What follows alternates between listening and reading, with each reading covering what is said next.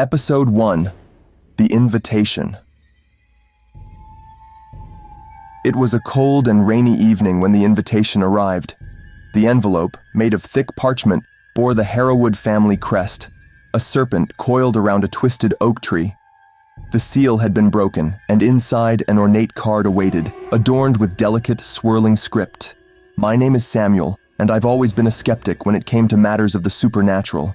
Ghost stories, haunted houses, and curses were nothing more than figments of human imagination, conjured up to give life a bit of excitement. But when I received the invitation to Harrowood Manor, a place that had been shrouded in mystery for generations, my skepticism wavered, replaced by a morbid curiosity. The invitation itself was cryptic. "Dear Mr. Samuel Carmichael, you are cordially invited to Harrowood Manor for an evening of intrigue and revelation. The secrets that dwell within these walls await your discovery. Come alone and let the past guide your way. Yours sincerely, the Harrowood family." I had never met anyone from the Harrowood family, nor had I ever heard of their estate. It was as if the invitation had materialized out of thin air. Nevertheless, the prospect of an unsolved mystery was too enticing to resist. The manor itself was situated on the outskirts of a small, forgotten town in the countryside. It was an imposing structure, a Victorian mansion adorned with intricate stonework and looming turrets that seemed to pierce the heavens. Ivy covered its walls, and ancient trees encircled the estate like silent sentinels. As I approached, the imposing iron gates swung open of their own accord, as if beckoning me inside.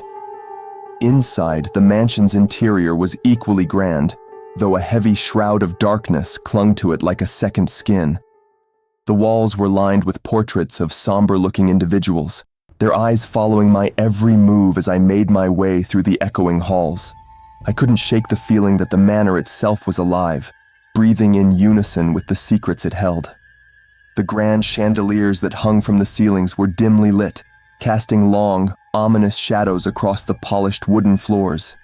The air was heavy with the scent of aged wood, old books, and something else, a scent that was both familiar and elusive, like the distant memory of a dream. I was directed to a room at the end of a long corridor.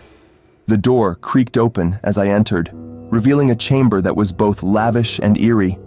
The furniture was antique, and the walls were adorned with tapestries depicting scenes from forgotten myths and legends. A fire burned in the hearth, casting dancing shadows upon the room's intricately patterned carpet. A single table was set for dinner, a feast of fine silverware and crystal goblets. There was an empty chair at the head of the table, where I presumed the Harrowood family would join me.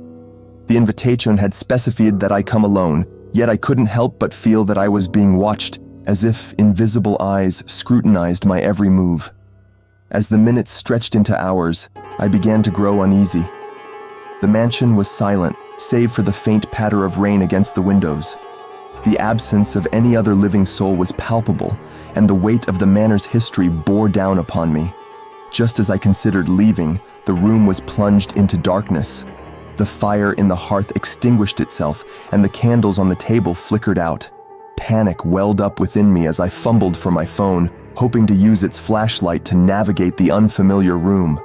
Before I could unlock my phone, a voice, an otherworldly whisper, echoed through the chamber. It was a voice like rustling leaves in a long-forgotten forest, carrying with it the weight of centuries. "Welcome, Samuel," it murmured, wrapping around me like an invisible shroud. "We've been waiting for you." As the voice enveloped me, I realized that my journey into Harrowood Manor had only just begun.